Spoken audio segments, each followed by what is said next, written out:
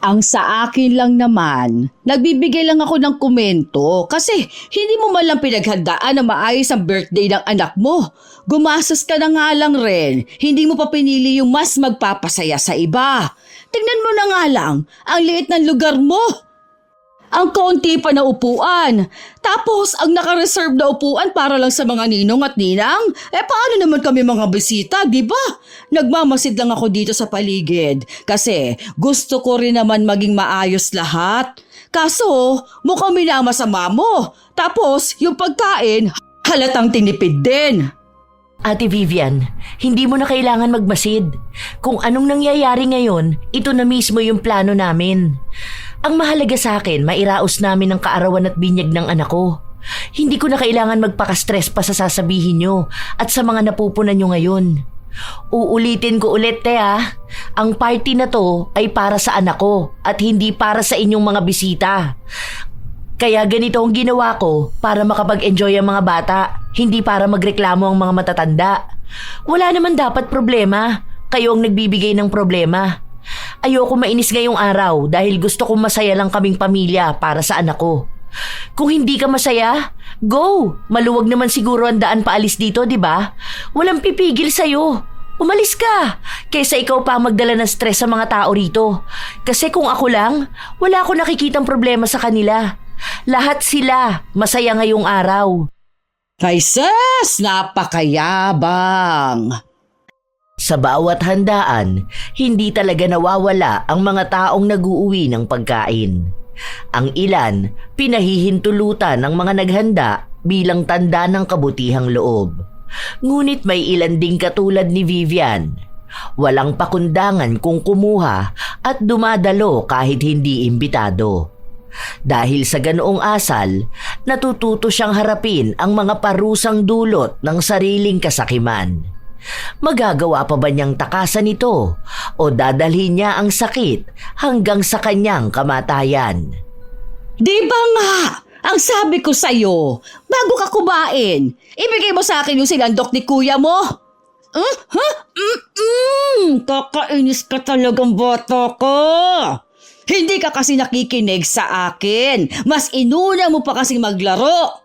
Ang dami ng pagkain sinandok sa'yo. Hindi tuloy nakapag-uwi ng lumpia dahil sa plato mo inilagay lahat. Dahil sa kabobohan mong yan, hindi ka kakain ngayong gabi, ha? Dahil kaunti lang ang nauwi natin. Hindi ka nag-iisip. Kaya mo na yan, ma. Tara, kumain na tayo. Kukunin ko na to isang manok, ha? Dalawa inuwi ko nito kanina eh. Ang hirap naman kasing makapagbalot ng pagkain dun.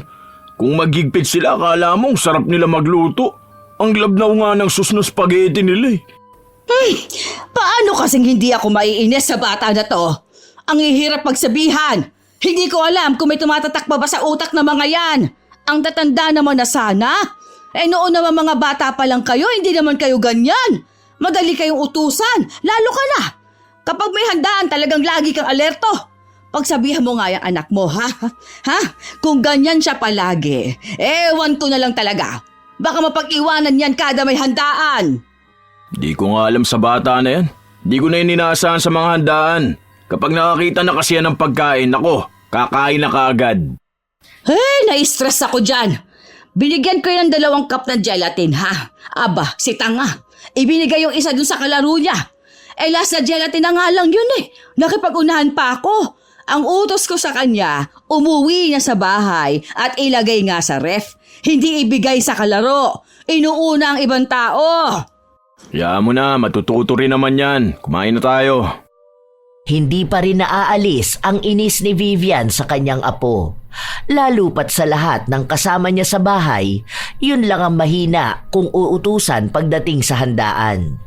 Mahiyain din kasi ito at ayaw niyang nagbibitbit ng pagkain, lalo pat naririnig din ng bata ang usap-usapan sa kanilang lugar na ang pamilya raw nila ay tila ba matakaw sa mga handaan.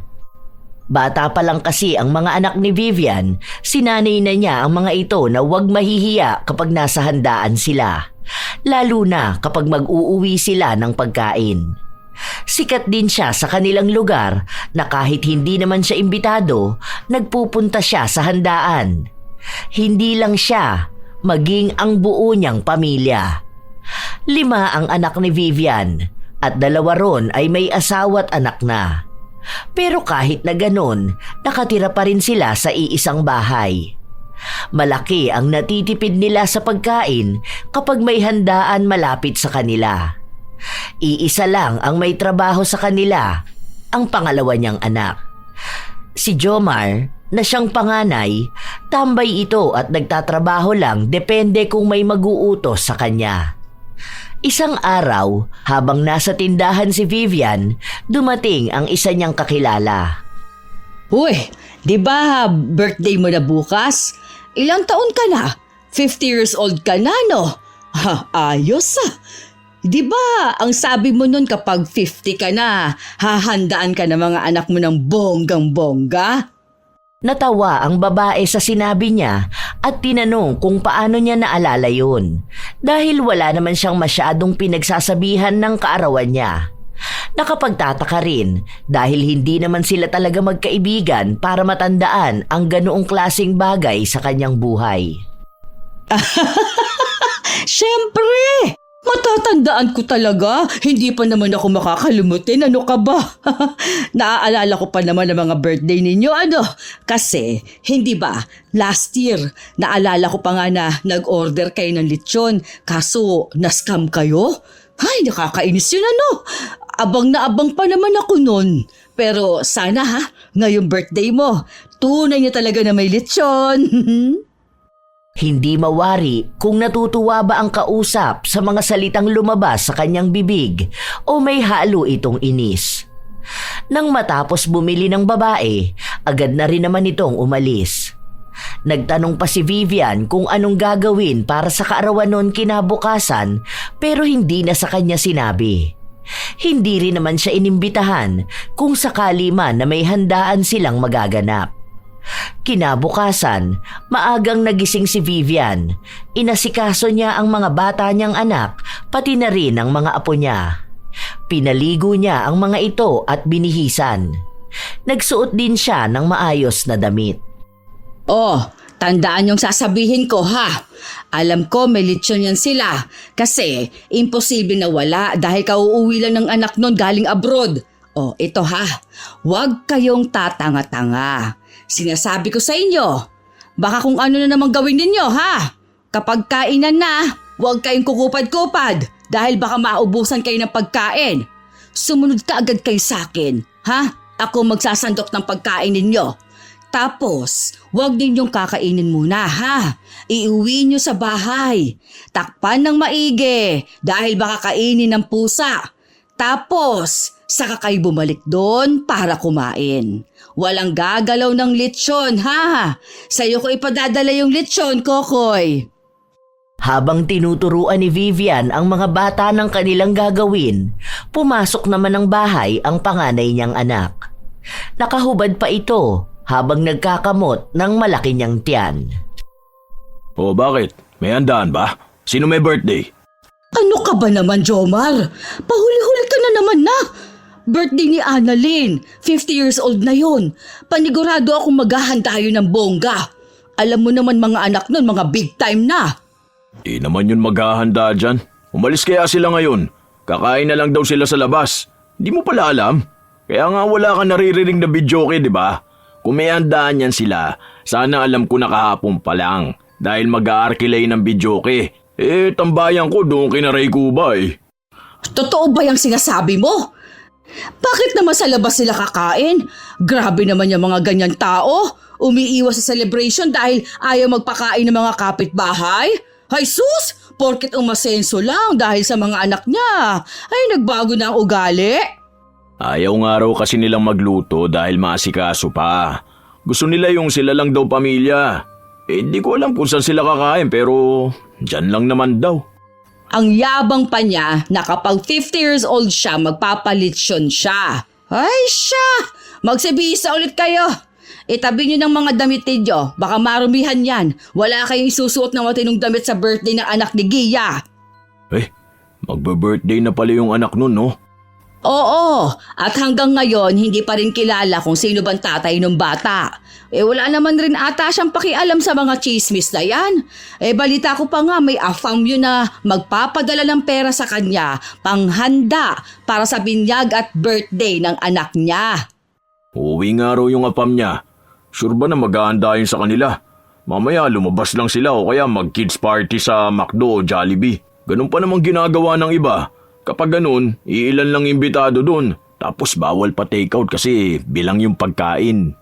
Nakausap ko nanay noon. Hinihintay nga raw yung mga kapatid niya na umuwi kasi sila raw ang magluluto ng handa. Yun! Ilocano mga yun, di ba? For sure, magaling magluto yun. Sarap! Bigla tuloy ako naglaway. Kaso next month pa naman yung birthday ng anak nun eh. Parehas atat ang mag-ina para sa handaan na hindi naman din sila sigurado kung imbitado sila. Pero kahit hindi naman sila sabihan, ay pupunta sila. Nang kinahapunan nun, nakasalubong ni Vivian si Annalyn kasama ang mga anak nito. Umirap si Vivian dahil nakakaramdam siya ng inis. Ang dadamot ng mga to? Paano kaya naging masaya ang birthday niya kung hindi man lang siya nag-imbita ng mga kapitbahay niya? Swapang din pala talaga eh. Nabusog kaya sila niyan? Bumalik ang pagkainis ni Vivian sa kapitbahay nila. Nakaplano na kasi na sa handaan sila kukuha ng pagkain, kaya hindi na siya nagluto ng pagkain nila ng araw na yon. Pero dahil hindi natuloy, naggisa na lang siya ng sardinas para maitawid ang buong araw.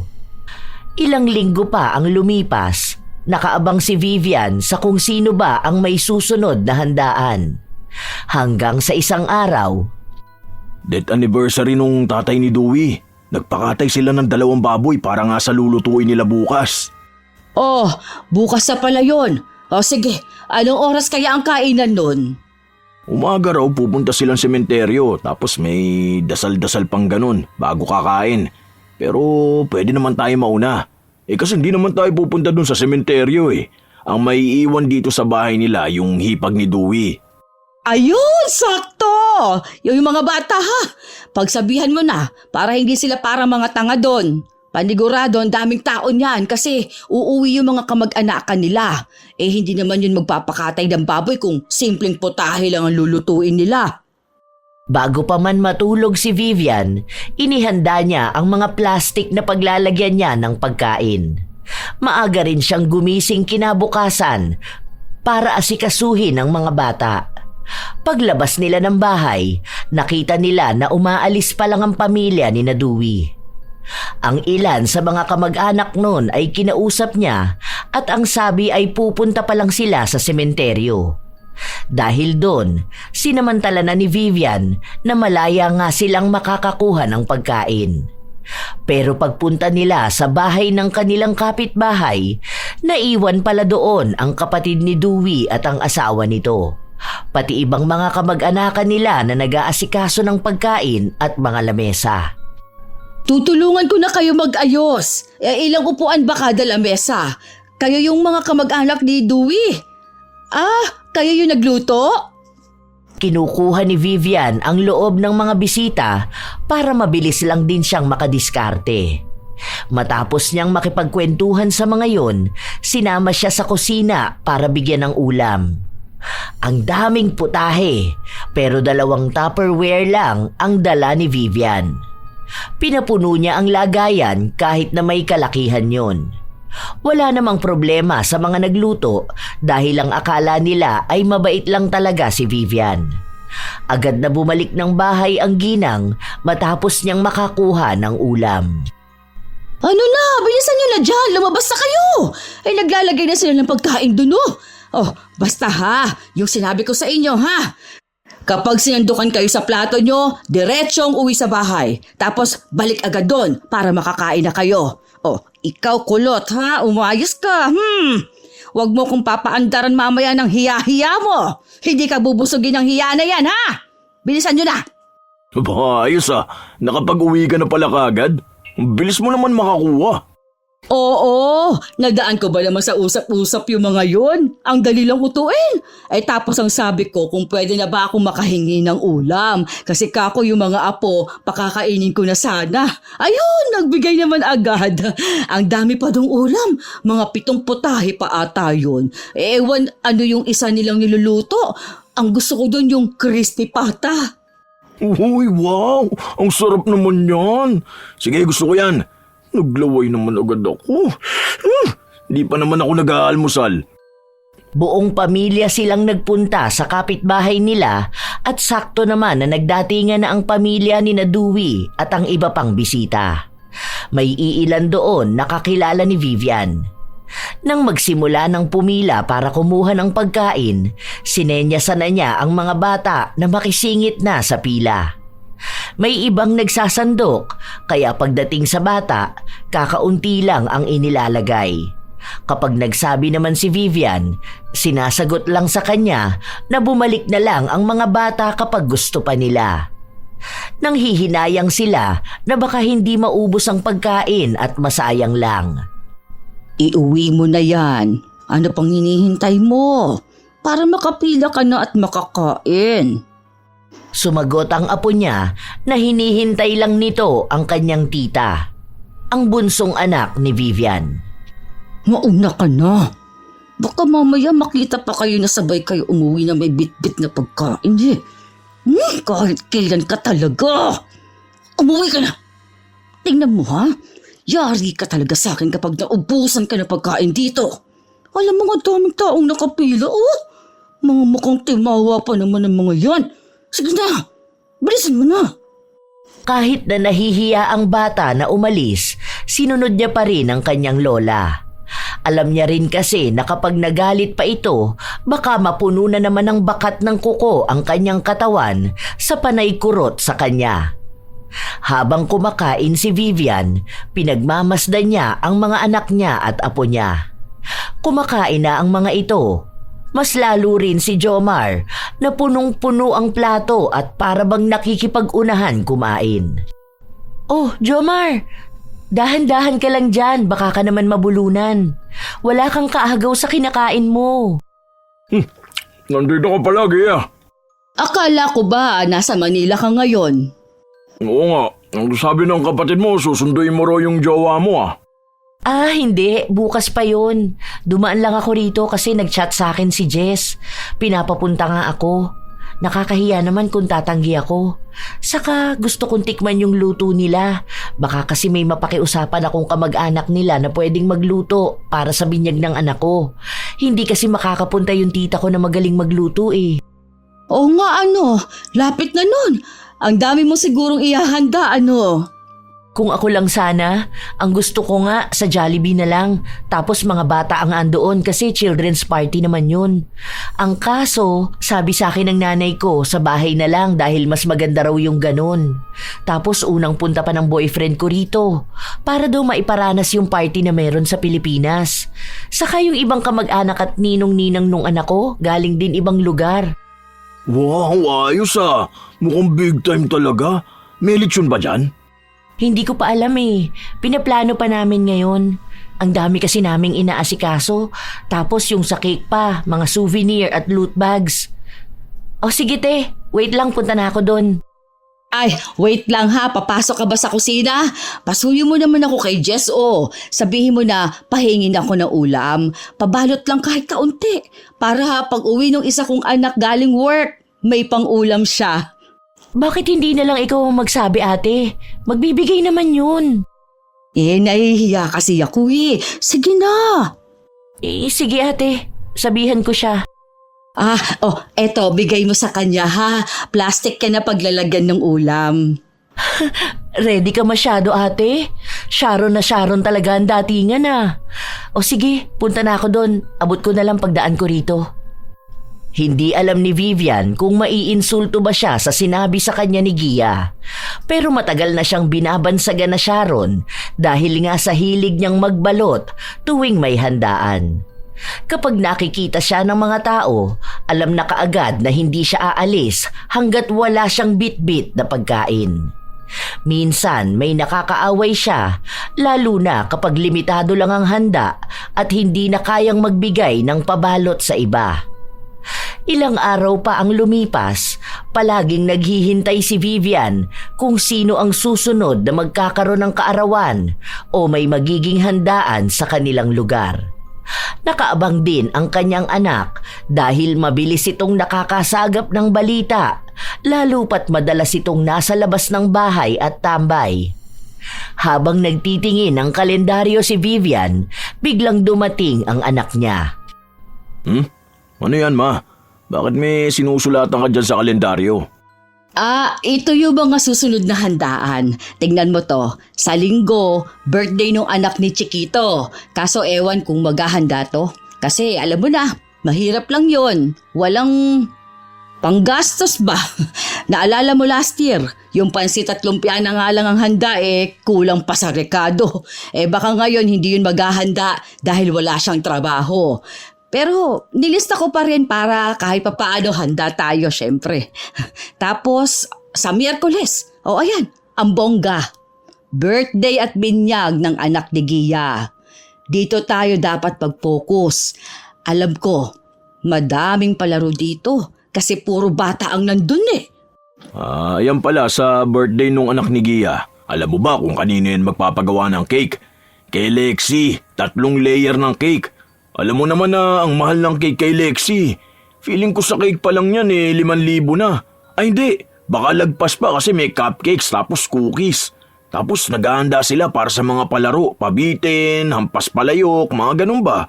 Feeling ko kasyang premyo nila Totoo ba? Oo, usap-usapan ba naman kasi namin yun sa labas. Hindi rin naman makapagpigil magkwento yung kapatid niya. Iyayabang ba naman sa tambayan namin yung magiging bongga na handaan nila? Dapat pala, turuan mo na yung mga bata sa mga laro na ganyan. Kung may premyo silang makukuha, makikinabang din tayo. Maraming araw palaro. Kasi gusto nila maging masaya talaga yung first birthday ng bata. Saka pa-impress na rin sa mga big time na ninong at ninang, ganun.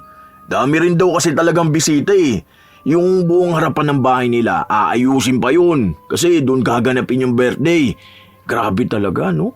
Ang yaman na nun, samantalang noon. Di naman sila naghahanda ng ganyang kabongga Iba talaga kasi unang anak din. At may sponsor din kasing AFAM. Ang swerte na talaga niya sa AFAM niya kasi tinanggap pa rin siya kahit na may anak na siya. Bibihira talaga sa lalaki yung tatanggapin ka kapag may anak ka sa iba. Tapos yung AFAM pang gagastos para sa handa ng bata. Saan niya kaya yung nakilala, no? Baka sa dati niyang trabaho. Di ba nung nagpunta yun sa Manila? Para nagtatrabaho ata yun sa club doon, pero sa mamahaling club. Nakalimutan ko na kasi yung tawag doon. Basta, yun. Di ko rin alam kung saan niya nakilala Pwede rin sa dating app. Di ba dami mga ganun dun? Oo nga pala, sino raw ang magluluto ng pagkain? Hindi nila napakiusapan yung kamag-anak ni Dewey kasi nga malayo yung magiging biyahe. Catering na lang yata. Ay, ano ba naman yan? Bakit naman catering pa? Kapag mga ganyan, limitado lang yung handa Kumbaga, titipirin tayong kumain. Panigurado ako niyan, may mga hindi makakakain o mauubusan ng handa. Dapat dyan mas alerto tayo. Marami naman siguro yung handa. Tapos may mga dessert sila Yun siguro yung para sa mga bata. Kahit na. Ano ba naman plano nila para sa birthday ng bata? Gusto pa nilang mas short sa pagkain yung mga bisita. Alam mo, kung akong tatanungin, mas makakamura sila at mas mapaparami ang handa nila kung sila ang magluluto. Bakit? Marunong naman magluto yung nanay ni Gia. Tapos may kapatid kamo sila nag-aaral ng HRM, di ba? Bakit hindi yun na paglutuin nila? Nakakapagod naman daw kasi yun. Di katulad kapag sa catering, nakahanda na lahat. Tila ba si Vivian pa ang hindi natuwa sa plano ni Gia para sa kaarawan ng kanyang anak. Ang isa kasi sa iniisip ni Vivian, mahirap makahingi ng sobra kapag catering dahil minsan mahihigpit ang mga nagsasandok ng pagkain. Bilang na bilang lang nila kung ano ang ilalagay sa plato. Madalas pa na walang natitira kaya wala silang naiuuwing pagkain. Isa yon sa kinaiinis ni Vivian, pero kahit na ganon ay hindi niya pa rin naman palalagpasin ang pagpunta sa kaarawan ng anak ni Gia. Kinabukasan, habang nasa palengke ang ginang, nakasabayan niyang bumili ng gulay si Gia at bigla nilang napag-usapan ang tungkol sa kaarawan ng bata. Bakit catering pa? Alam mo, mas mahal talaga yun. Tapos, paano kung pangit pa ang service nila, di ba? Paano kung hindi masarap ang luto nila? Hindi ko naman kasi pag-aasikasuhin si Mama dahil matanda na yun para magluto ng maraming handa. Saka baka ma-stress pa siya. Gusto ko yung chill lang kaming lahat. Enjoy lang ba? Wala namang mawawala ko sa catering. Nakikita ko naman yung reviews dun sa kinuha ko. Maayos naman sila at masarap ang luto. Tapos ang dami niyo pang bisita, di ba? Yung sa lugar pa lang natin ilang pamilya na yun. Naka-budget na yon, te. Huwag lang may mag-uuwi ng maraming handa kasi baka yun, kulangin. Kaya nga nagbilin ako na hanggat hindi pa tapos ang party, huwag silang papayag na may magbabalot. Kung sinong nandun, sila ang kumain. Hindi mo naman yun maiiwasan sa mga tao. Paano kung yung ninang o ninong ng anak mo, biglang gusto pala nila magbalot, Ay, malabo yun. Hindi naman sila mahilig sa mga ganun eh. Kilala ko yung mga kinuha naming ninong at ninang. May kaya sa buhay ang mga yun. Paano yung mga kamag-anak nyo? Nasabi ko na sa kanila yung rules para sa party. Naiintindihan naman nila. Saka alam naman ng lahat na catering yun. Kapag ganun, talagang walang sobra-sobrang pagkain. Parang konsiderasyon mo na lang din sa mga taong pupunta sa birthday ng anak mo, di ba? Te, sa totoo lang, kung ako talaga ang tatanungin, piling tao lang talaga ang gusto ko makasama sa birthday ng anak ko. Kung pwede nga sana na kaming pamilya lang tapos yung mga ninong at ninang. Hindi ako pabor sa mga ingranding handaan na ganyan. Bigla na lang ako napagastos dahil gusto ni nanay na maranasan ng anak ko yung magkaroon ng masaya at maayos na birthday. Tapos yung boyfriend ko pa, naglalabas ng malaking pera kasi gusto niyang ganun din ang mangyari. Isa pa, di ba? Birthday nga ng anak ko yun. Sa kanya dapat nakatuon ng atensyon. Bakit kailangan ko pang intindihin yung mga bibisita? Ang sa akin lang naman, concern lang naman ako sa pwedeng sabihin nila tungkol sa'yo at sa handa ng anak mo. Wala akong pakialam sa sasabihin ng ibang tao. Matagal na ako may naririnig tungkol sa akin. Nung buntis ako sa anak ko, tapos wala siyang tatay, ang daming chismis, ang daming paninira sa akin. Tapos ngayon na tungkol naman sa kasiyahan ng anak ko, sila pa ang iisipin ko. Hindi ko pag-aaksayahan ng panahon ng mga tao sa paligid ko. Di sila ang kailangan kong pasiyahin, kundi ang pamilya ko at ang anak ko. May inis sa mukha ni Vivian nang umalis si Gia matapos sabihin ang mga salita na yon. Nakakaramdam siya na parabang ang yabang magsalita ng dalaga dahil lang sa may pera na ito at umaasenso na sa buhay. Pagka-uwi sa bahay ni Vivian, naabutan niya ang anak niyang nasa kusina at kumakain, kaya ikinuwento niya kung anong ugali ang nakita niya kay Gia nang pag-usapan nila ang tungkol sa handaan. Diba? Isipin mo, kakaiba siya magsalita. Akala naman niya kung sino siya. Porke ba may panghanda siyang ganon? Pwede na niyang sabihin na wala siyang pakialam sa ibang tao? Sus! Ayaw niya lang kamo tanggapin na mali naman talagang nagpapakatering siya. Mali ba ako nang nagsuggest ako? Ay, ang sakin lang naman, ayokong may masasabi ang iba sa kanya. Paano kung sabihin na ang pangit ng lasa ng handa nila? Paano kung sabihin na ang damot nila maglagay ng pagkain sa plato? Na nagutom yung mga bisita nila? Ang pangit na impresyon yun, ha? Para sa first birthday, Baka mangyari sa kanya yung nangyari nung debut ng anak ni Makoy. Di ba? May mga nagutom kasi kakaunti lang ang handa. Kahit nga tayo di nakapag-uwi nun na. Inis na inis kaya ako kapag naaalala ko yun. Hindi mo naman talaga mababago yung desisyon nun dahil kahit naman kanino hindi nakikinig si Gia Gagawin nun ang maiisip niya. Kaya nga siya nagpabuntis sa kung sino dahil bigla niyang naisip yun . Ay, bahala siya sa buhay niya. Basta kung anong marinig niya sa klase ng handaan sa birthday ng anak niya, kasalanan na niya yun. Sinabihan ko na siya ha. Basta tayo, mag-uuwi pa rin tayo ng handa. Anong pakialam ko sa mga catering na yan? Alam ko na lahat ng palaro nila. Meron pa dun pahabaan ng happy birthday at yung bring me. Sige. Diyan ka magtuon at turuan mo ang mga bata. Sandali papasok na ako sa kwarto at ang sakit ng balakang ko. Ilang araw pa ang lumipas, nagkaroon ng preparasyon ang pamilya ni Vivian, lalo na ang mga bata sa magiging palaro. Itinuro ni Jomar ang mga dapat nilang gawin. Palagi ring naiinis si Vivian kapag hindi nakukuha ng mga bata ang itinuturo sa kanila. Dapat kasi sila ang manalo sa lahat ng palaro para sila ang makakuha ng mas maraming premyo. Hanggang sa sumapit na ang araw na pinakahihintay nilang lahat. Maagang gumising si Vivian, inihanda na niya ang susuotin ng mga bata. Tandaan niyo mga sinabi ko sa inyo ha. Huwag na tayong paulit-ulit dito. Basta lahat ng laro, dapat salihan niyo. Huwag kayong pahuli-huli at huwag maging tanga. Kapag tinawag ang mga bata, magmadali kayo. Dapat mas magaling kayo sa kanila. Kapag kainan na, maging alerto rin. Dating gawin ha. Kapag nakasandok na kayo, iuwi muna sa bahay ang pagkain bago bumalik para kumuha ulit ng kakainin nyo. Nang sumang-ayon na ang mga bata na para bang trabaho nilang gawin yun, nag-asikaso na rin si Vivian ng kanyang sarili. Inipit niya sa likod ng kanyang suot na pantalon ang rolyo ng plastik na paglalagyan niya ng pagkain na iuuwi niya.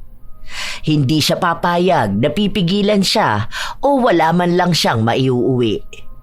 Ano na ma, bilisan nyo na, dami ng bata ron oh. Andyan na ba si Gia? Wala pa, nasa simbahan pa. Pero yung mga bata nandun na sa bahay nila, naghihintay na. Baka pag uwi ng mga yung kakain na o kaya may palaro na agad. Basta ang daming bisita ron. Lahat yata ng mga bata dito sa atin nandun eh. Kasi ang sabi ni Gia na ang mga bata raw talaga ang sentro ng birthday kaya pinapunta na lahat. May mga hindi ko nga mamukhaan kung sino eh. Baka yun yung mga kamag-anakan nila o mga kaibigan. Bilisan nyo na. Sige na. Mauna na kayo mga bata. Basta ha, tandaan ang bilin ko sa inyo ha. Baka mamaya matuwa kayo sa palaro nakalimutan na ninyo yung tinuro ko sa inyo. Umayos kayo. Huwag niyo akong gigilin ha. Baka masira ang araw ko. Sumunod naman ang mga bata. Kasunod naman nun ay umalis na rin si Vivian. Malayo pa lang sila, dinigda niya ang tugtugan sa bahay ni Gia. Tanaw niya rin ang magandang disenyo na halatang pambata. Ang daming makukulay na lobo. Tapos may mga bata pang naglalaro at nagkukulitan. Ang liit naman ang venue nila. Akala ko pa naman papalakihan nila dito pero para ang sikip. Ay, ano kaya mga pagkain nila? Nagpunta sa tapat ng lamesa para silipin ang mga pagkain.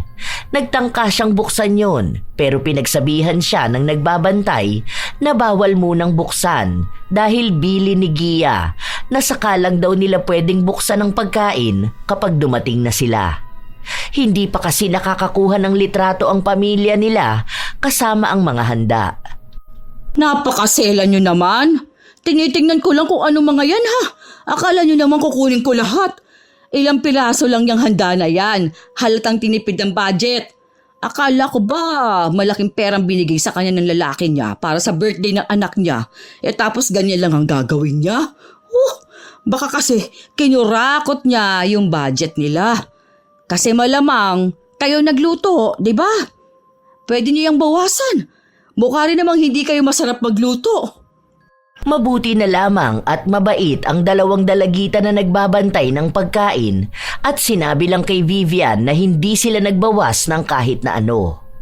Kung ano man ang niluto nila, lahat yon kasama sa budget ng pamilya ni Gia at hindi lang naman daw pagkain ang binayaran sa kanila dahil lahat ng gamit at disenyo ng handaan ay sila ang gumawa.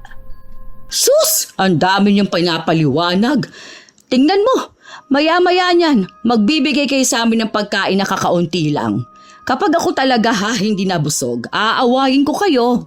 Ayusin yung serbisyo nyo Binabayaran kayo para sa ganyan. Sumagot ang isang babae at sinabi sa kanya na hindi naman daw siya ang nagbayad sa kanila.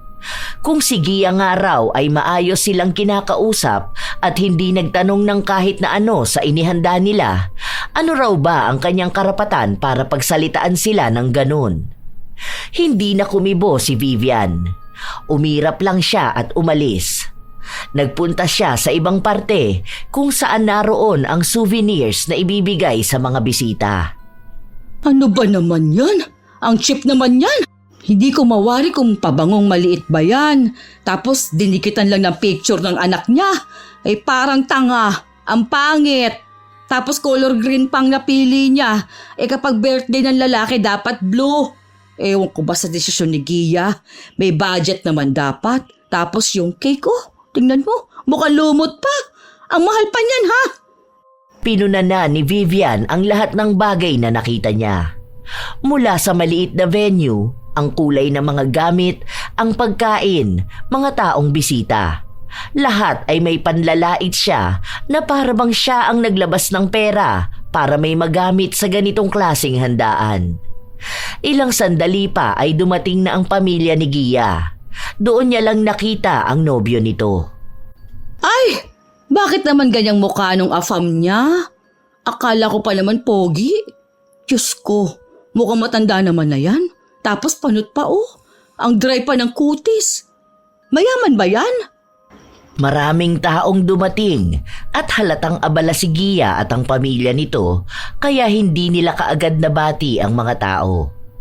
Ang mga ninong at ninang naman ay pinaupo sa isang bukod na lamesa. Marami-rami din sila. Isa na naman yun sa pinuna ng matanda dahil walang maupuan ang ilang mga bata.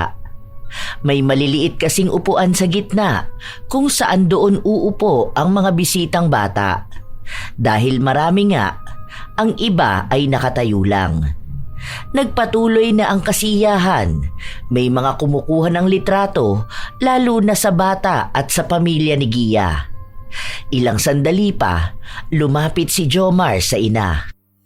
Hindi pa ba magsisimulang kumain? Mamaya pa raw kasi magpapalaro pa muna. Magpicture lang muna sila tapos niyan, mag-start na sa palaro. Matapos yung sabihin ni Jomar, nagsalita na ang MC at pinapatawag na ang mga bata. Pinandilata ni Vivian ang mga anak at apo niya na magbadali na. Nakabantay lang siya sa isang gilid habang nakapila ang mga yon. Pahabaan ng pagbati ng happy birthday ang sasabihin ng mga bata. Dahil sa mga bata, nagkaroon ng mas masayang simula. Lalo pa at may mga nakatutuwa kung magbigkas dahil may nauutal, may mga bulol at ang iba naman ay pumipiyok. Nagtatawanan ng mga bisita habang si Vivian ay nakatutok lang sa mismong palaro. Naiinis siya sa isa niyang apo dahil mabilis na naputol ang pagsasalita niya ng masamid ng sarili niyang laway. May isang bata na naging mahaba ang pagbigkas niya at wala pa ring nakakatalo sa kanya. Ang bunsong anak na lang ni Vivian ang nakapila. 8 taong gulang pero hindi halata sa kanyang katawan dahil malaking bulas ito. Nang siya na ang sumalang sa unahan, sinabi na hindi siya pwedeng sumali dahil nga mga mas bata lang dapat sa kanya ang pwede. Anong hindi pwede? Bata pa lang yan. Ilang taon pa lang yan tapos sasabihin mong hindi siya makakasali. Ayun kasi edad niya lang yung nauna kanina maliit na yon. Ikaw may pinapanigan ka Buwisit ka Ayusin mo yung ginagawa mo. Para sa mga bata to tapos sasabihin mo sa bata na bawal siya. Siguro may kinakampihan ka Gusto mo talagang ipanalo yung bata mo para mapunta sa inyong premyo? Nawala ang sigla ng kasiyahan dahil sa pananalita ni Vivian. Nagsimula ring magbulong-bulungan ang mga bisita. Lalo na ang mga hindi nakakakilala sa kanya. Mabuti na lang at magaling magdala ang tagapagsalita sa harapan. Nabawian niya ng biro ang mga sinabi ni Vivian, kaya napatawa niya ulit ang lahat. Pero sa totoo lang, inis ang tanging nararamdaman ng ginang. Pinagbigyan ng anak niya para walang maging gulo. Hindi pa rin umabot ang anak niya kaya natalo ito. Ulitin mo yan! Halata namang late yung sinimulan yung timer eh. Malamang mauubusan ka agad yan ng hininga. Hindi na pumayag na ulitin ang laban dahil ni isa sa mga bata na natapos na ay hindi naman umulit. Wala ring mga magulang na umapila. Nagpatuloy ang laban hanggang sa nanalo pa rin ang isang bata na kanina pang walang nakakapantay sa haba ng pagbati niya. Dahil sa nangyari, ang sama ng tingin ni Vivian sa dalawang babae na nagsasalita sa harapan. Gusto niyang paalisin ang mga yon dahil pakiramdam niya ay may nangyayaring dayaan. Habang nagpapatuloy ang kasiyahan ng mga bata, lumapit si Vivian kay Gia na abala sa anak niyang nagliligalig. Nasa loob kasi sila ng bahay, pinalitan ng damit ang bata. Saang basurahan mo naman napulot yung mga MC mo, hoy? Ang babastos, walang modo. Galing atang squatter ang mga yan. Bakit Ano bang nangyari? Alam mo ba nang dadaya sila? Palarong pambata na nga yun, tapos may pinipili sila kung sino mananalo. Naiinis ako ha, lalo na doon sa babaeng mukhang bakla oh. Bakla ba yon? Maayos naman sila ate. Kakilala yan ng kapatid ko. Matagal na yan silang nag-MC sa mga birthday. Minsan mga host pa yan sa iba't ibang event. Baka akala mo lang naman na may dayaan. Wala namang ganun kasi kasiyahan lang naman ang meron dito. Saka ang sabi ko sa kanila, dapat enjoyin nila yung mga bata. Saka lahat pa rin naman panalo. Pero iba naman yung ginagawa nila. Hey, kung ako yan, hindi ko sila babayaran oy. Nagtatawa na naman ang mga nanay oh. Huwag kang magpaka-stress ate. Children's party to. Kung kami nga di nagpapaka-stress dito eh. Paano ba namang hindi ka magpapaka-stress? Halata namang mahilig ka sa mga chip at basta-basta na lang. Kasi kanina pagdating ko, bagsak na agad yung tingin ko sa birthday ng anak mo. Hindi mo malang inayos kahit sana pagpili ng mga tao dito. Birthday ng anak ko to. Ang mahalaga sa akin yung anak ko, hindi kung anong iisipin nyo. Huwag mo na dagdagan yung pagod ko ngayon ate. Kasi una sa lahat, hindi naman kita inimbitahan dito, di ba? Para to sa mga bata, hindi para sa mga marites. Kung di ka masaya rito, umuwi ka na lang. Hayaan mo yung mga anak at apo mo na mukhang masaya naman. Sa dami kong bisita, hindi ko na kailangan pang isipin yung problema mo.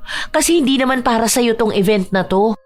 Ang sa akin lang naman, nagbibigay lang ako ng komento kasi hindi mo man lang pinaghandaan na maayos ang birthday ng anak mo.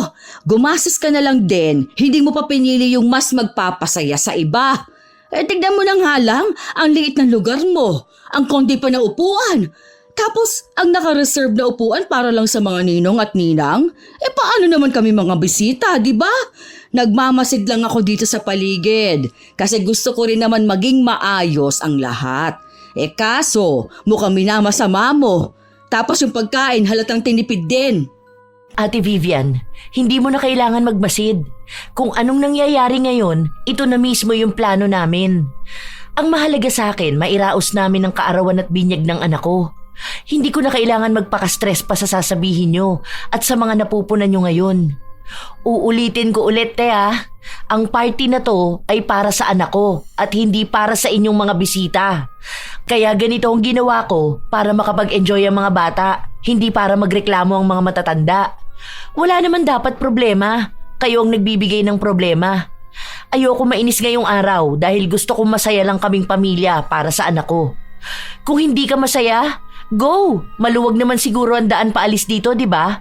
Walang pipigil sa'yo. Umalis ka, kaysa ikaw pa magdala ng stress sa mga tao rito. Kasi kung ako lang, wala ako nakikitang problema sa kanila. Lahat sila masaya ngayong araw. Ay sus, napakayabang! Pinilit na lamang ni Gia na kumalma dahil baka masira lang ang masaya nilang araw kapag nagpaapekto siya sa ugaling pinapakita ni Vivian. Habang nagpapatuloy ang mga palaro, wala man lang sa mga anak at apo ni Vivian ang nanalo. Isa pa yon sa kinaiinis ni Vivian, kaya sa halip na magsaya ang mga bata sa paglalaro, natatakot sila sa titig ni Vivian. May pagbabanta kasi na maaaring kapag uwi nila sa bahay ay papaluin sila. Pinipilit ng mga bata na manalo kaysa sulitin ang kasiyahan. Ayusin mo, huwag kang tanga dyan! Nag-practice na nga kayo niya sa bahay hindi ba? Makinig ka, kapag sinabi kong sa kanan o diretsyo, yun ang sundin mo. Huwag yung sigaw nila. Nagsimula ng lagyan ng piring ang apo ni Vivian. Inikot ng 3 beses bago ibinigay ang pamalo. Ang laro ay hampas palayok. Isa sa mahirap na laro para sa mga bata, pero wala namang ibang nasa-stress maliban kay Vivian na panayang sigaw sa mga bata ng kanilang gagawin. Diretso pa! Sige, lakad pa! Ayan, kanan, kanan! Popo! Sinabi kong sa kanan, sa kaliwa ka pumupunta! O ayan, sige, lakad pa! Hampas! Hampas! Hampasin mo na! Hinampas ng malakas ng apo niya pero hindi tumama. Kaya inis na inis si Vivian. Lalapit na sana ang nag-aasikaso ng palaro para tanggalan ng piring ang apo niya, pero galit na lumapit si Vivian para pigilan ito. Hindi pwede yan! Dapat ulitin! Malapit na niya mahampas, di ba? Hindi mo ba nakita, ha? Gigil mo ko, ha? Baka gusto mong ulo mo ang ipalo ko sa palayok! Kanina pa ako naiinis sa yung babaeng mo kang bakla ka, ha? Umamba si Vivian, nasasaktan niya ang babae pero inawat siya ng mga taong nasa paligid nila. May mga kapitbahay na nagsabi sa kanyang wag na niyang patulan dahil nakita naman ng lahat na hindi naman talaga natamaan ng apo niya ang palayok. Dahil na rin sa ginawa niya, nakuha niya ang atensyon ni Gia. Muntikan nang ipatigil ang laro pero sinabi ng ina nito na ituloy na nila dahil marami pang batang nag-aabang. Kinausap din si Vivian na hayaan na lang niya ang mga bata dahil kahit daw matalo o manalo sila, mamaya ay makakakuha rin naman silang lahat ng premyo. Pero hindi yun matanggap ni Vivian, pero wala naman siyang ibang magagawa kundi ang magreklamo. Hanggang sa dumating ang huling palaro, kinausap na niya ang mga anak at apo niya. Oh, ayan na ha. Mas madali na yan. Baka wala pa kayo makuha.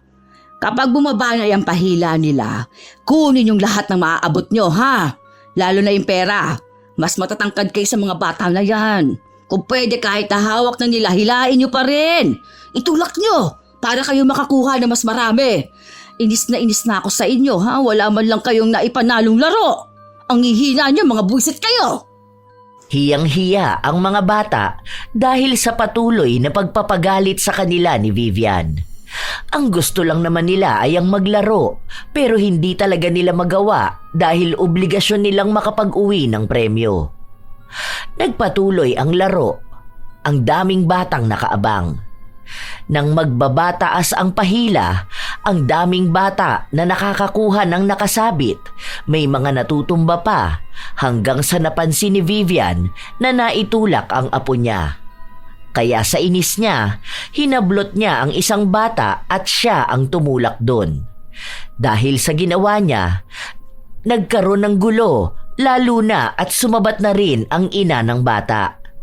Pinagsabihan siyang bakit siya nakikisali sa laro ng mga bata. Hindi mo ba nakitang ginawa niyang anak mo sa apo ko? Tinulak niya, di ba? Sinabi ng babae na nakita naman nilang lahat na hindi sinasadya yung nangyari dahil nawalan lang ng balanse ang bata nang tumalo nito at ang daming bata na nakasanggi sa kanya. Normal lang naman daw yun, lalo pat nag-aagawan sila. Ang hindi normal ay nakikisali ang matanda sa laro ng mga bata at mukhang siya pa ang gigil na manalo. Hindi pa sana matitigil ang gulo pero umawat na naman si Gia. Nakikiusap naman ako sa inyo. Huwag niyo naman guluhin ang birthday ng anak ko. Huwag niyo naman dalhin dito yung mga pangit niyong ugali. Yang babaeng yan ang pagsabihan mo. Hindi niya kayang disiplinahin ang anak niya. Ate Vivian, utang na loob. Kanina ka pa ganyan. 4 years old lang yan, pinapatulan mo. Sa halip na masaya lang ngayon, ginawa mo pang nakaka-stress lalo. Ako pa ngayon na may kasalanan? Sa hindi naman talaga maayos ang nakuha mong mga nag-aasikaso ng mga palaro na yan. Halata naman sa kanila na mga squatter ang ugali nila. Para mga taong nakatira sa kanal ko umasta. Tama na to. Itigil na natin tong awayan na to. Tutal tapos naman na ang laro ng mga bata. Huwag naman na sanang magkaroon pa ng gulo. Please lang. Hayaan nyo namang matapos tong birthday ng anak kong masaya lang. Hindi pa rin matanggap ni Vivian ang sinabi sa kanya ni Gia. Pakiramdam niya ay siya ang mali, lalo pat sa kanya nakatingin ang mga tao. Ilang sandali lang din noon, pinilit ng lahat na maging maayos ang araw na yon hanggang sa nagsimula ng pumila para kumain. Sa iba pinapila ang mga bata dahil may nakahiwalay silang pagkain. Bakit yon? Bawal silang pumila dito sa mga ulam? Oo raw eh. Iba ang pagkain nila, naka-styro. Ano ba naman yan? Sabi ko pa naman iuuwi ng mga bata yung sasandukin dito. Mamaya nga puntahan mo yung mga bata ha. Sabihin mo na iuwi nila agad yung ibibigay sa kanila. Tapos pumila ulit sila doon. Sinunod naman ni Jomar ang sinabi sa kanya ng kanyang ina. Habang nasa pila si Vivian, napansin na niya kung anong mga putahe ang ibibigay sa kanila. Mabilis lang din namang umandar ang pila hanggang sa mapunta na siya sa pwesto. Damihan mo naman. Ano yung binibigay mo sa akin pang baby na pagkain? Dagdagan mo pa. Punuin mo to. Anong hindi pwede? Lagyan mo. Isa. Kapag yan hindi mo dinagdagan ng sandok, ako aagaw ng sandok sa kamay mo. Nagbatigas ang nagbabantay at sinabi na saka na lang daw siya bumalik kapag natapos na ang mga taong nakapila. Kailangan daw muna nilang masigurado na nabigyan ng lahat. Pero matigas din si Vivian. Ayaw niyang umalis kaya nagtagal na lalo sa pila. Naging agaw atensyon na rin siya hanggang si Gia na lang ang nagsabi na dagdagan na lang ang pagkain para makausad na ang pila. Di ba? Magbibigay naman din pala ng mga yan. Sobra naman sila kung ipitin ng pagkain. Baka gusto din ng mga yan na bilang ang butil ng kanin na mailalagay sa plato namin, ha? Kasi bilang nga lang yan. Saka, hindi mo naman din ata mauubos yan. Punong-puno naman na masyado ang plato mo. Tapos puro pa yan karne. Hindi ka ba niyan maha-high blood? Mas ma-high blood ako dyan sa mga taga-sandok na pagkain. Ano namang marami sa kakaunti nga lang to? Kasi kakaunti lang naman ang handa mo. Tapos yung pagkain ng mga bata, ang kaunti lang din. Tapos sa styro nyo pa inilagay. Iba kasi ang pagkain nila dahil yung mga bata alam namang spaghetti at manok ang gusto ng mga yan. Sakto lang din ang sandok dahil kakaunti lang naman kumain ng mga bata. Kaya ganyan ang ginawa namin. Iniiwasan kasi naming may masayang na pagkain.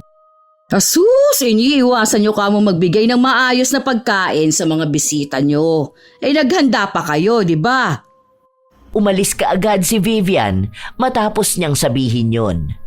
Nang makapunta siya sa lamesa niya, agad niyang inilabas ang plastik at inilagay ang mga ulam na nasa plato niya.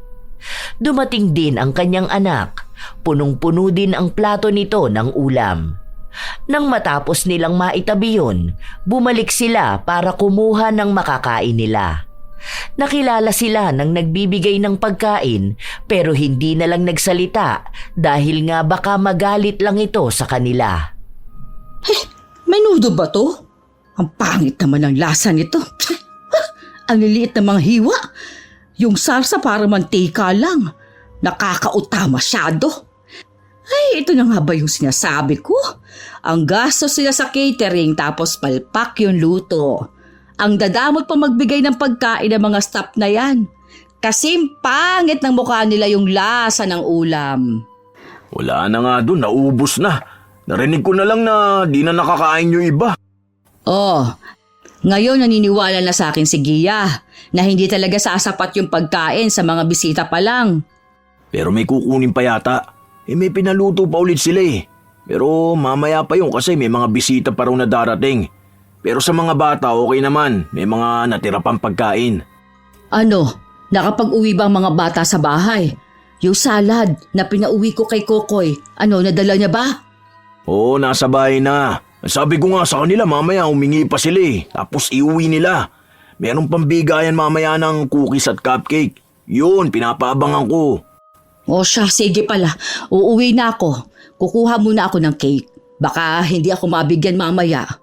Hindi pa naman pinapahiwa yun kasi daw magpipicture pa yung bata.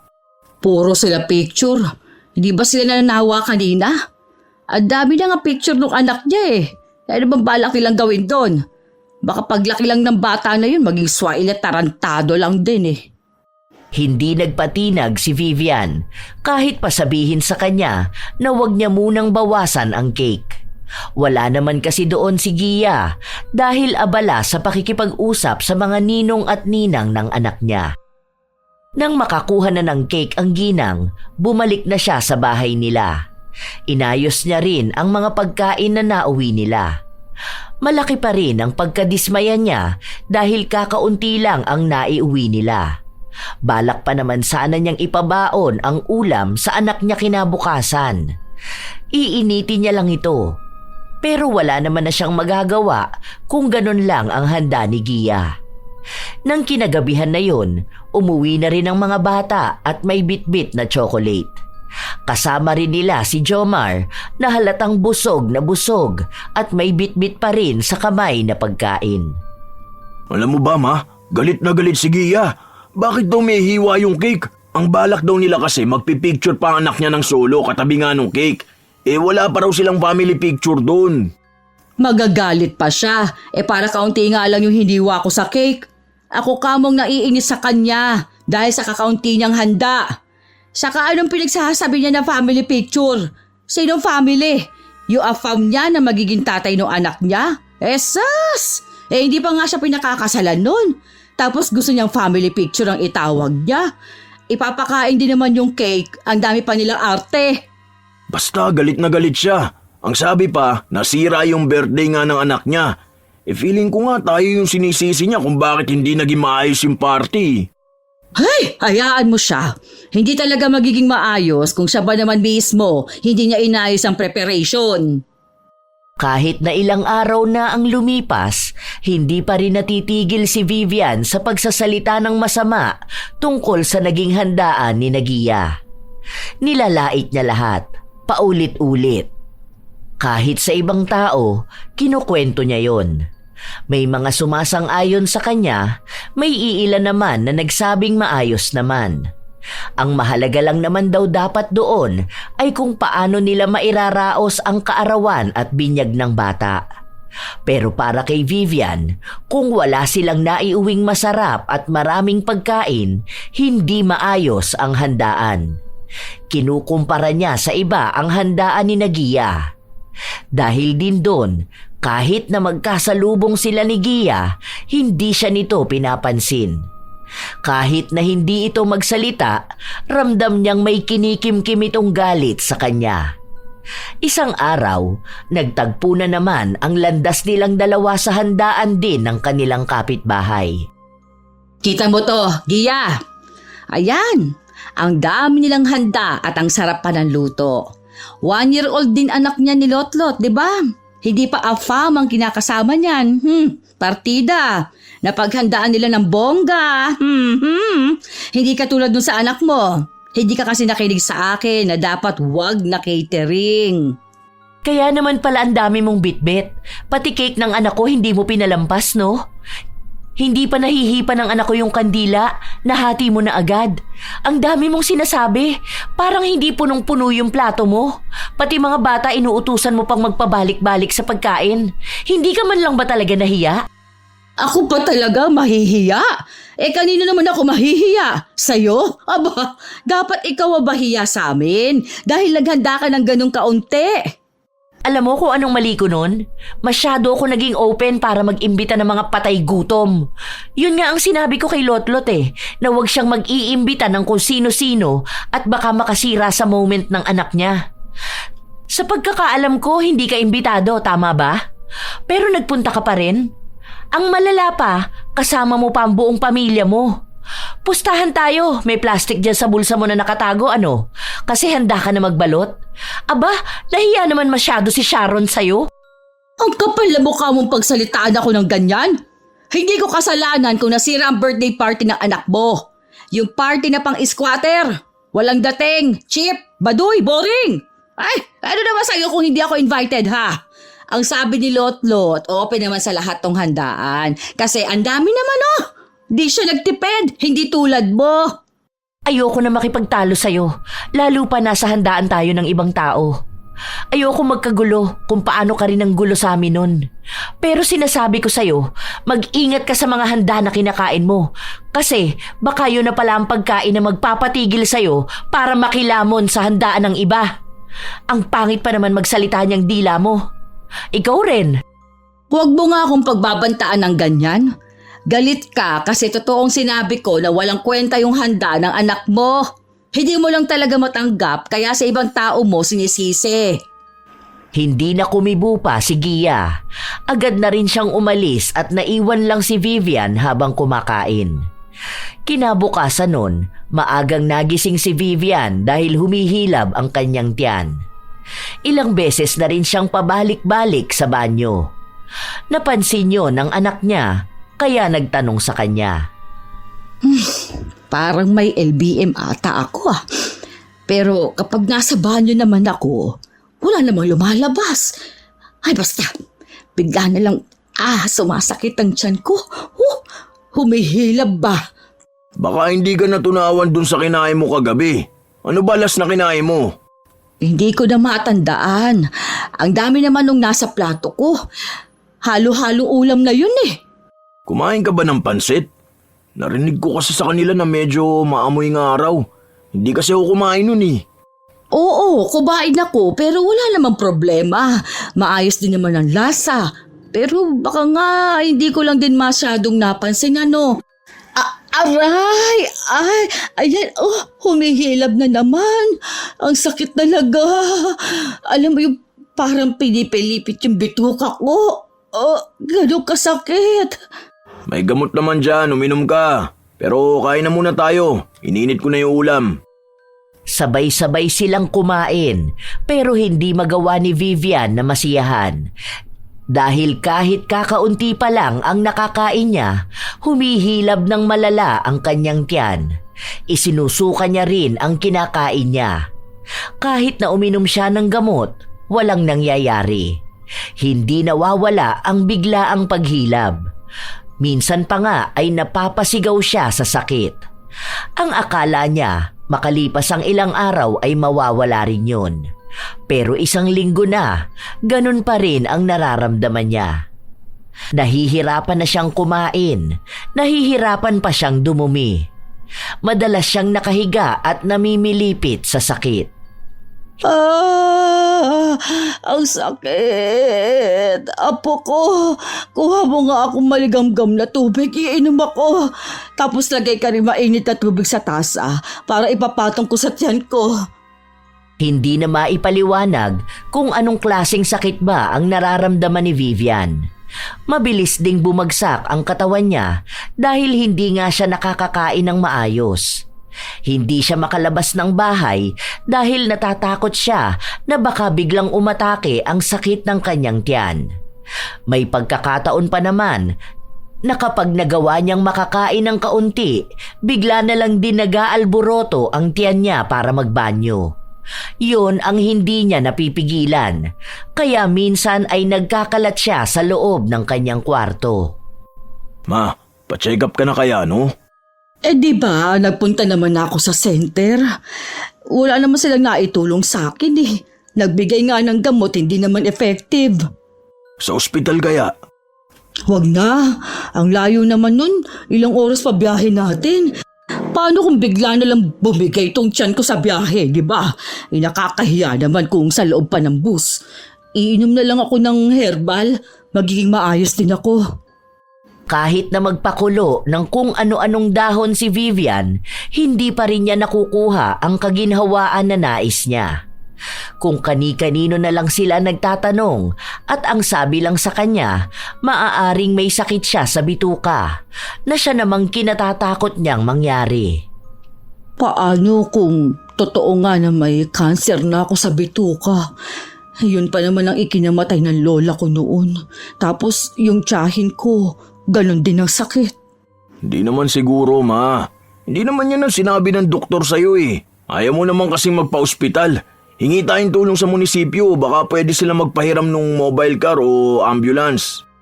Ayoko Natatakot din talaga ako sa pwedeng maging resulta. Pero hindi kayo tumitigil kakasabi na baka may cancer kayo. Nakikinig kasi kayo sa mga sabi-sabi ng mga tao sa paligid nyo eh. Hayaan mo na. Oo nga pala. Anong balita dun sa kasal nila Vincent? Bukas na yun, hindi ba? Oo, maayos na venue nila dyan sa gilid ng bahay nila. Pero limitado lang pwedeng pumasok. Ang sabi, di rin pwede maraming bata. Anong oras tayo pupunta? Makakapunta ka pa ba? Masama pakiramdam mo ah. Alam nga namang hindi ako pupunta. Paano naman yung handa doon? Baka hindi ka rin makapasok kasi nga mga imbitado lang daw. Ewan ko, di nila sinasabi. Wala rin akong mahagilap na balita. Ano namang gusto nilang itago doon? Yung handa nilang kakarampot lang? Magpapakasal pa mga yan, maghihiwalay din naman sila. Kaya siguro pili lang din ang tao na inimbitahan nila kasi wala silang maipapakain. Sa bagay, kaya lang naman nun pinakasalan ng asawa niya kasi nabuntis niya. Wala pa sa budget. Kung may pera sila, sa simbahan sana sila ikinasal. Ang dami nilang arte. Panigurado naman akong si Lolet nagluto ng handa nila. Ang pangit pa naman ang lasa ng luto doon. Kahit na may iniinda si Vivian, hindi pa rin naaalis sa kanya ang patuloy na panlalait sa ibang tao. Kinabukasan, kahit na sinabi ng kanyang anak na magpahinga na lang muna siya sa bahay nila at sila na ang bahala mag-uwi ng pagkain sa handaan kung sakali man na makakalusot sila. Nagmatigas si Vivian dahil nais niyang magpunta talaga roon. Nagsuot siya ng maayos na duster at mag-isa siyang naglakad papunta sa bahay ng ikakasal. Iika-ika pa siya kung maglakad dahil sa paghilab ng kanyang tiyan. Noong una, hindi siya nakapasok kaagad dahil hinarang siya ng kapatid ni Vincent. Pero dahil napansin na nakahawak siya sa kanyang tiyan at mukhang nagugutom, naawa rin at pinapasok siya. Habang nakapila siya sa pagkain, nagkasabay sila ni Gia. "Kanina ka pa nakahawak sa tiyan mo. Gutom ka na?" Pwede ba huwag mo akong kausapin ngayon? O bakit? May masama ba sa tanong ko? Kanina ko pa kasi napapansin eh. Oo nga pala, paano ka nakapasok dito? Di ba mga imbitadong tao lang ang pwede? Ang galing ah, kahit na hindi mo kilala ang may handaan, nakakapasok ka talaga? Kilala nila ako, hindi lang masyado. Ayos ka lang ba? Hinawi ni Vivian ang kamay ni Gia nang hawakan siya nito. Nakakaramdam kasi ng inis ang ginang, lalo pat hindi siya masyadong makagalaw. Hindi na rin siya makahirit pa na dagdagan ng pagkain sa plato niya dahil kanina pa niya nais na umupo. Ang plano niya ay manghingi na lang ng iuuwi niya, tutal ay may dala naman siyang plastik. Pagkaupo niya, doon din pumwesto si Gia. Nangaasar ka ba? Oh, bakit naman nagagalit ka na kaagad sa akin? Hindi ba pwede na makiupo ako rito? Mag-isa ka lang naman din, di ba? Ano bang trip mo sa buhay? So, totoo pala talaga na may kakaibang nangyayari sa'yo. Pero bakit ganon ano? Nagagawa mo pa rin magpunta sa handaan? Di ba, dapat doon ka na lang sa bahay niyo? Hindi ba? Dapat, huwag kang pakialamera. Wala naman, natutuwa kasi ako sa nakikita ko sa'yo eh. Kasi deserve mo rin naman siguro kung may sakit na lumalamon dyan sa tiyan mo. Pasalamat ka ha. Wala ako sa mood para awayin ka. Sana sa'yo na lang mangyari to. Huy, Bakit naman yan mangyayari sa akin? Hindi mo naman ako katulad, no? Hindi ako pupunta sa handaan ng iba, tapos lalaitin ko yung handa nila. Sasabihin kong hindi masarap, o kaunti lang, o kung ano-ano pa, tapos kakainin ko rin naman. Ang malala pa, iuuwi ko pa kahit pasabihin sa akin na may mga bisita pang hindi pa nakakakain.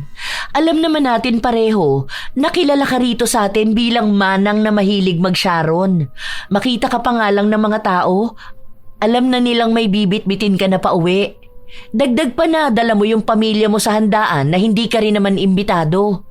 Ang lala mo, di ba? Ano? Hindi ka pa rin ba makamove on dun sa birthday ng anak mong pangit ang naging resulta? Eh di, sa susunod na birthday niya, bumawi ka at ang hindi ka nagkakaganyan. Para namang hindi ka naging patay gutom Tingnan mo nga ngayon, nakikikain ka rin sa handaan ng ibang tao. At least ako, invited. Basta ang alam ko kapag mga ganito, ikaw ang iniiwasan ng mga tao. Hindi ka na nahiya. Yung iba gusto lang sana ng simple celebration, kaso lalaitin mo pa. Ang gusto lang naman yung mairaos ang kaarawan nila o anumang special sa araw na yun. Tapos, feeling VIP ka palagi. Nais pa sanang magsalita ni Vivian bilang ganti sa kausap nang bigla siyang natigilan dahil humilab ang kanyang tiyan. Nagtangka siyang tumayo para magmadaling umalis dahil alam niyang nagsisimula ng mag-alboroto ang kanyang tiyan. Hanggang sa sumabog sa kinauupuan niya ang masamang tawag ng kalikasan. Agad siyang nangamoy. Naagaw ang atensyon ng lahat. Nawala ng gana ang mga kumakain at nasuka sila. Dahil sa nangyari, hiyang-hiya si Vivian. Pinalabas siya ng venue. Pinagbubulungan, iniiwasan, hiyang-hiya rin pati ang bagong kasal, lalo pat may mga bisita sila na malapit lang din sa kinauupuan ni Vivian. Yon ang pangyayaring kahit na kailan ay hindi malilimutan ni Vivian na nangyari sa kanya. Pakiramdam niya, kapag lumabas siya ng bahay, maaalala siya sa ganoong senaryo. Kaya hindi na siya nagpakita pa sa ibang tao. Nakakulong lang siya sa loob ng bahay. Bibihira kumain dahil nahihirapan pa rin siya. Madalas na humihilab ang tiyan at walang gamot na nakapagpapagaling sa kanya. Ilang buwan na gano'n ang sitwasyon niya at tila ba tinatanggap na rin niya sa sarili niyang hindi na siya gagaling pa kahit na kailan. Maglugaw ka kaya, Ma? Hindi na. Ayoko nang kumain. Nakakahiya naman na baka mamaya linisin na naman tong higaan ko kasi nadumi ako. Di yan. May arinola ka naman Anong sabi ng mga kapitbahay natin? Nahihiya pa rin talaga ako nung kasal ni Vincent Diring-diri sa akin yung mga tao doon. Bakit ba naman kasi ako nagkakaganito?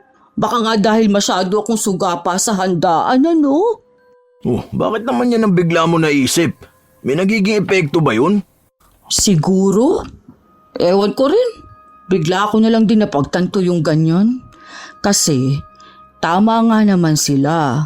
Lagi akong present sa mga handaan tapos hindi pa ako nagpapalamang.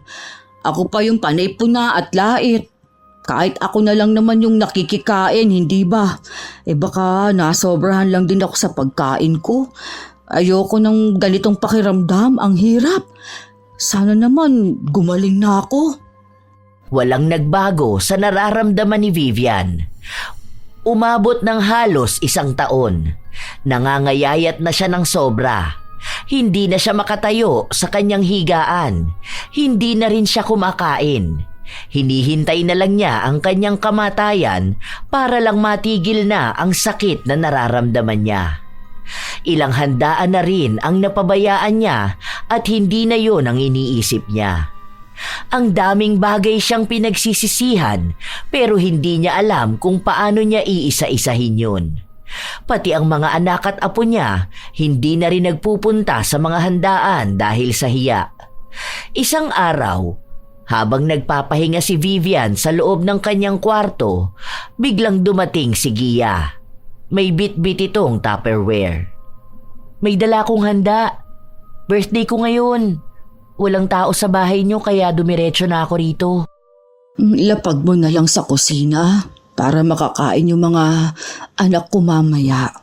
Okay, sige. Marami naman to eh. Salamat. Kumain ka na para gumaling ka. Kawawa ka naman kasi. Tinapik ni Gia ang ulo ni Vivian pero ang totoo ay kumuha siya ng buhok mula rito. Siya ang dahilan kung bakit ganon ang nangyayari kay Vivian. Dahil sa galit niya rito ay kinulam niya ito. Bilang pagbibigay ng leksyon sa kanya na hindi sa lahat ng oras kailangan niyang maging swapang sa handaan. Pero nang tumagal, nakakaramdam na ng awa si Gia. Hindi niya pinaalam sa kahit na sino ang ginawa niya, pero nais na niyang ipaalis ang kulam. Dahil maging siya ay hindi na natatahimik. Iniisip niya rin na maaaring marami ng bagay na napagtanto si Vivian sa nangyari sa kanya. Nasa ginang na lang yun kung magbabago ba siya o mananatili pa rin siyang nakamasid palagi sa handaan. Ilang linggo ang lumipas, unti-unting nawawala ang hilab sa tiyan ni Vivian.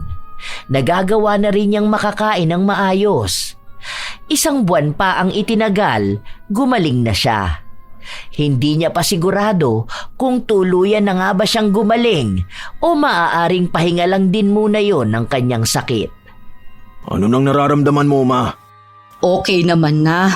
Inaantabayanan ko ang tiyan ko at baka humilab na naman. Okay naman kahit yung pagdumi ko. Ready na ba ulit sa bakbakan ng kain? Alam mo ba, ikakasal na si Gia next week. Diyan lang ulit sa bahay nila yung venue. Baka ngayon mas bongga na kumpara nung birthday ng anak niya. Ano, tara? Ay, hindi na. Ayoko na muna. Naalala ko pa yung nangyari sa akin noon eh. Ayoko maulit na naman yun. Hayaan mo na. Hindi rin naman tayo invited doon. Kung papupuntahin tayo, magsasabi naman siya. Kung magbibigay siya ng handa, mag-aabot naman yun dito. Ayoko na yung pupunta-punta pa sa handaan na ganun. Tila ba may natutunan nga si Vivian sa nangyari sa kanya. Naisip niya rin kasi na ang pangit na masyado ng tingin sa kanya ng mga tao. Nagmumukha silang katawa-tawa, lalo pa sa bansag sa kanyang Sharon. Gusto na niyang magbago dahil ang paggaling niya sa misteryosong sakit na nararamdaman niya ay para na ring pangalawang buhay para sa kanya. Kaya kailangan niyang magbago. Kinalimutan na rin ni Vivian ang kaarawan ng mga tao sa paligid niya na dati ay abang na abang siya. Isang araw, nagpunta sa bahay nila ang kapatid ni Gia at iniimbitahan sila para sa kasal nito. Nagtataka si Vivian dahil hindi naman sila magkasundo ni Gia at alam naman din ito na maaaring makagulo lang siya katulad ng nangyari nung kaarawan ng anak nito. Pero ang sabi sa kanya, hinihintay raw siya ni Gia. Noong una, ayaw pa sana ni Vivian, pero sinabi niya na kahit na saglit lang siyang magpunta roon, kahit na magpakita man lang siya. Iisa lang siya na inimbitahan. Kinukumbinsi pa siya ni Jomar na isama siya, pero sinabi ni Vivian na kapag iisa lang ang imbitado, dapat iisa lang ang pupunta. Nang dumating ang araw ng kasal ni Gia, naroon si Vivian. Kakaunti lang ang laman ng plato. Alanganin pang kumain dahil may takot na baka magluko na naman ang kanyang tiyan. Nang matapos siyang kumain, balak na niyang umalis. Gusto niya lang bumati kay Gia dahil hindi niya pa ito nakakausap simula pa pagdating niya. Gia, congratulations pala. Ay, salamat ate. Ano, kumain ka na ba? Kumusta naman ang lasa ng pagkain? Pasok na ba sa panlasa mo? Para akong naging chef Pero oo, masarap nga. Oo nga pala, uuwi na ako. Magluluto pa kasi ako ng ulam. Pauwi na yung anak ko galing trabaho na kung magugutom yun. Bakit magluluto ka pa? Hindi ka mag-uuwi ng handa? Ay, hindi. Bakit ko naman iuuwi yan? Ang dami niyong bisita at ang aga pa. Mamaya niyan marami pang darating. Nakakain naman na ako, kaya salamat.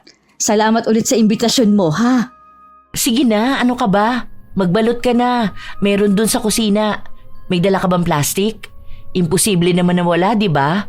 Para saan pambansag sa'yo na Sharon, di ba? Natatawa naman ako sa'yo. Ikaw talaga. Hindi mo na ako nakalimutan dyan sa bansag Dayan. Pero wala akong dala. Sa kusina, marami naman. Sige na te, punta ka na. Sabihin mo lang sa kanila, alam na nila yon. Mas marami kaming handa ngayon para marami rin makapag-Sharon. Nagtawanan silang dalawa. Magaan sa pakiramdam yon. Walang inis, walang panira ng masayang selebrasyon. Doon nalaman ni Vivian na kahit naman pala hindi siya manguhan ng sandamukal na pagkain, pwede pa rin siyang makapag-uwi sa pamilya niya, lalo na kung may sobra naman talaga sa handaan. Humingi rin ng tawad si Vivian sa nangyari nung unang kaarawan ng anak ni Gia, pero pinatawad naman na raw siya. Hindi rin inamin ni Gia ang pagpapakulam kay Vivian. Itinago na lang niya yon sa kanyang sarili. Ang mahalaga ay nakikita naman na niyang nagbabago ang ginang. Naging maayos ang lahat kay Vivian. Kapag may mga handaan sa lugar nila, pumupunta lang sila kapag sinasabihan sila. Hindi na rin siya nagpapasobra pa ng kuha ng pagkain, lalo na kung nagpunta naman na silang pamilya roon. Natutunan ni Vivian na dapat talaga ay may tamang asal kapag pupunta ng handaan. Hindi palaging kinukuha at inuubos ang biyaya ng iba na para bang inihanda yon para lang sa kanila. Huwag ugaliing mag-uwi at magbalot ng pagkain kung hindi din naman pinahintulutang gawin yon, sapagkat ang pagiging responsableng bisita ay tanda ng respeto. At ito ang susi upang ang kasayahan ay manatiling kasayahan at hindi mapalitan ng bagabag. Tandaan na kapag ikaw ay nasa handaan, isipin na ito'y isang biyaya na dapat nirerespeto. Magkaroon ng malasakit sa pagkain at lalong-lalo na sa iyong kapwa. Kayo ba mga apo? Sa handaan ba'y isa rin kayong Sharon? O may kakilala kayong katulad ni Vivian na sobra ang pagiging Sharon na binabalot ang lahat ng pwedeng maibalot? Ibahagi nyo naman ang inyong opinyon at karanasan na katulad ng sa nangyari sa ating kwento ngayon.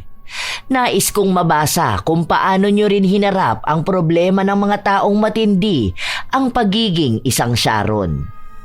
Shout out sa ilan sa mga masusugid na tagapakinig ng mga istorya ni Lola Telang. Tootsie Roll at sa kanyang asawa na si Liza, Julieta Ortega, Janet Singson, May Honey 23, Mary Grace Radovic, I Love Traveled, Herman Evangelina, Maria Imperial, Ilocana Vlog ng Qatar, Asodisen Cerila, Herin Canete, Jolly Estrella Mendoza, Arlene Abenoja, Sara Cañete, Lilibeth Blantucas. Hello sa inyo, Crazy09, Mark Anthony Pineda, Kimpoy Feliciano, Ami Pacana, Milrose Galvez, Lynette Reparado, Maybel Madrigal, Lilian Ortiz, Marie the Lightworker, Eileen Aganan at Shirley Tumangan, Judy Templo, Luri Ann Vitalicio, Elizabeth Hardenil, Kisha Lynn Mata, Nailen Alaba. Salamat sa pakikinig ninyo, Vivian Baterbonia, Rose Ann Rama, Pamela Allen, Jeng Corpus, Larnie Azurin, Matt Sarol, Jessica Rojas, Regan Alamon, Lance MBB, Mirna Alfaro, Jane Ruiz, Lady Lynn Palad, ZL, Maritoni Matriz, Raquel Hasigawa, and to her husband Mitsuru.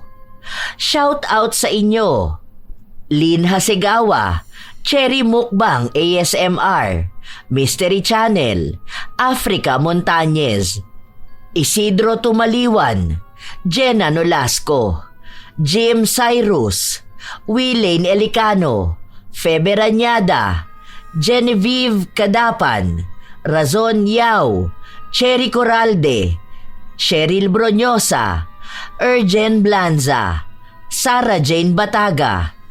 Shout out din sa inyo, Belen Malbas, Christian Gonhoran, pati na rin sa kanyang mga kasama na sina Teresa, Hilda, Mika, Leia, Monet, Catherine, Joanna, Ken, Kent, Mila Flor, Salen, Leia, Poging Mat, Jinel, Lovejoy, Kayla at Nelly, Pam Katong, Malu Razo, Ver Heaven, Leonisa Cobo, Gloria Taer at sa lahat ng mga team manok ng Amsik Angeles City, Pampanga.